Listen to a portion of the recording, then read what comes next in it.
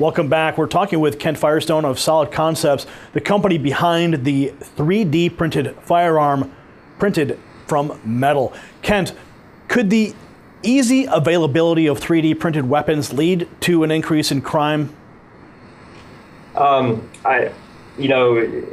we're talking strictly about this gun that we made, I would say the answer to that's no. These machines are extremely expensive, about $600,000. They require industrial setting, argon gas to process, things like that. So the cost is pretty much out of reach of the average person out there.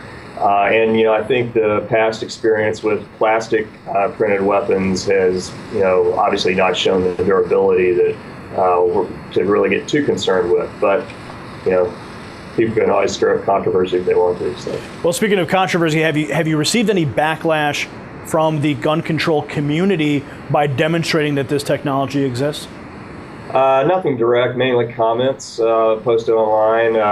One of the most common ones I saw was, why did they choose to print a gun? And it could have done anything in the world to improve the technology. And our response to that is we build hundreds of thousands of parts a year for thousands of different clients, medical industry, automotive, aerospace. A lot of really, what most people would consider benevolent causes kind of things. I mean, we do a lot of work in a lot of different industries. We knew that this would, very well showcase the capability of the process and the machines. And we also knew that it would obviously, the reason the marketing team wanted to get it out there is because they knew it would get some exposure. Now, is it possible to theoretically print any type of gun model? Yeah, probably so. I mean, we went with the 1911 because it was open source. But and I'm not an expert on the laws, but it's my understanding that a person can print or can produce for private use one firearm per year.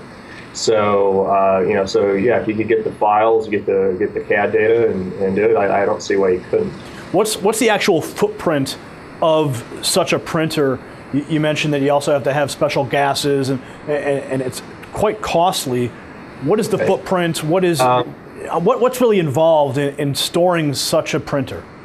Okay, so the printer itself is probably 4 feet deep by 12 feet wide, about 7 feet tall. You need a controlled environment, air-conditioned room, basically, to run it in. And compare that with your a small 3D printer of one of these desktop models. I mean, those are literally the size, not much bigger than just a printer you would have on your desk. So. It's considerably larger and considerably more of an investment to be able to operate a machine like this. So what do you think that the future of firearm ownership and firearm manufacturing is with this new technology being developed? I think where we hope this goes in terms of the firearms market is, I hope we continue to work with the large firearm manufacturers, help them accelerate their product designs. That's what they use us for now. And so they'll order certain parts, and we'll make them, we'll turn them in 5 days, get them back to them, they can go to the firing range and immediately start testing. So I think what we'll see here is we'll see hopefully an acceleration of some design. In terms of ease of accessibility for the average person, I don't see it really being an effect because as most people are well aware, you can go to the store and buy an equivalent firearm for much less money.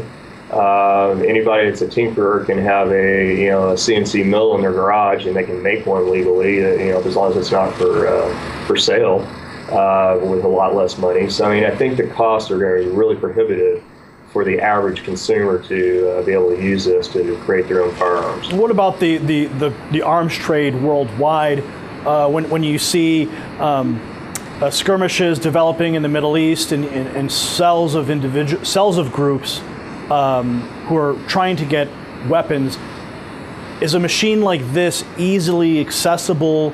Could a small cell have one of these in a bunker, for example, and produce these to further their agenda? Well, I guess anything's possible, but quite frankly, they would be a lot more fiduciary. I mean, they'd be a lot more responsible with their money if they just went and bought them on the black market. So, Kent, any final thoughts for the viewers? No, I just appreciate the time today. I hope everybody understands that what we really are trying to do here is show the technology and elevate the conversation about where rapid prototyping or 3D printing is heading for the future. All right, Kent, thanks for joining us today. Thank you very much. Appreciate your time. All right, that was Kent Firestone. He is the Vice President of Additive Manufacturing at Solid Concepts. We'll be right back. We've got the Hollywood Report coming up. Also, your weather and more headlines after the break. Stay tuned.